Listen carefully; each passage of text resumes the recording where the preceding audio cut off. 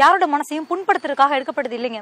இன்னைக்கு இருக்கிற நகர வாழ்க்கையில நகரத்துல வசிக்கக்கூடிய பெண்கள் தங்களுக்கு வரப்போற ஹஸ்பண்ட் வர்ஜினிட்டியா இருக்கணுமா இல்ல ஆல்ரெடி எக்ஸ்பீரியன்ஸ்டா இருக்கணுமா, இதுதாங்க நம்ம அவங்க கிட்ட வச்ச கேள்வி.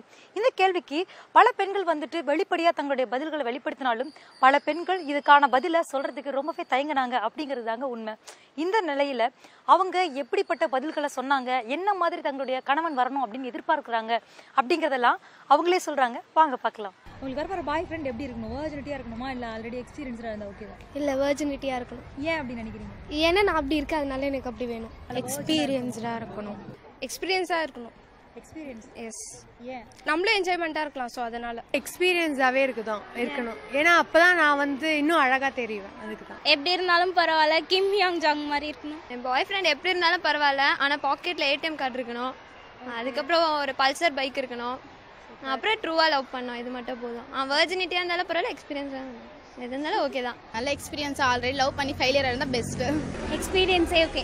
எக்ஸ்பீரியன்ஸா இருக்கணும். எக்ஸ்பீரியன்ஸ்டா இருக்கணும். ஆல்ரெடி எக்ஸ்பீரியன்ஸா இருக்கணும். எக்ஸ்பீரியன்ஸாவே இருக்கணும். ஏன்?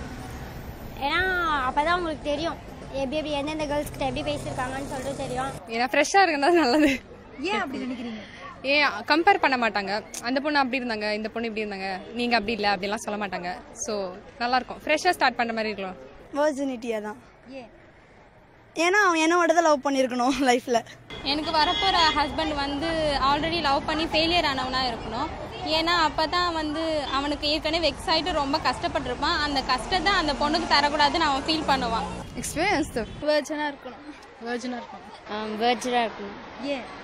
ஏன் வந்து அப்பதான் வந்து ஃப்ரெஷ்ஷாக இருந்தால் நம்மள ஃப்ரெஷ்ஷாக பார்ப்பாங்க. வர்ஜினாக தான் இருக்கணும். ஏன்?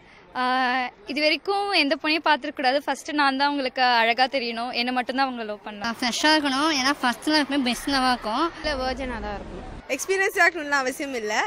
வர்ஜினாக இருக்கணும் டு அண்டர்ஸ்டாண்ட், எல்லாமே புரிஞ்சிருக்கணும். And he should be a virgin actually. Virgin தான். பிகாஸ் அவங்க கேர்ள்ஸ் கிட்ட எப்படி எக்ஸ்பெக்ட் பண்ணுறாங்களோ ஸோ அதே தான் நாங்கள் ஆஸ் கேர்ள்ஸை நாங்கள் அதை எக்ஸ்பெக்ட் பண்ணுவோம். ஃப்ரெஷ்ஷாக இருந்தால் தான் நம்மளை பற்றி நினைக்கிற மாதிரி இருக்கணும். எக்ஸ்பீரியன்ஸ்டாக இருக்கக்கூடாது. ஏன்?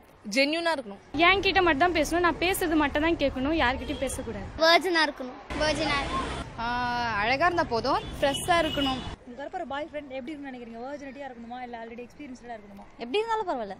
பாய் ஃப்ரெண்ட் இல்லாமல் இருந்தாவே நல்லாயிருக்கும். என்ன வியூவர்ஸ், என்னடா இந்த மாதிரி ஒரு விஷயத்தை பத்தி எடுத்திருக்காங்களே அப்படின்னு சொல்லிட்டு இது ஒரு தப்பான விஷயமா பார்க்காம இன்னைக்கு இருக்கக்கூடிய பெண்களுடைய மனநிலை என்ன, எப்படி இருக்கு, அவங்களுடைய எதிர்பார்ப்புகளும் கனவுகளும் என்ன அப்படிங்கறத எல்லாம் பார்க்கக்கூடிய ஒரு ஆரோக்கியமான கண்ணோட்டத்தோட இதை பார்த்தாலே போதுங்க. மீண்டும் இதே மாதிரி இன்னொரு ஷோல உங்களை நான் சந்திக்கிறேன்.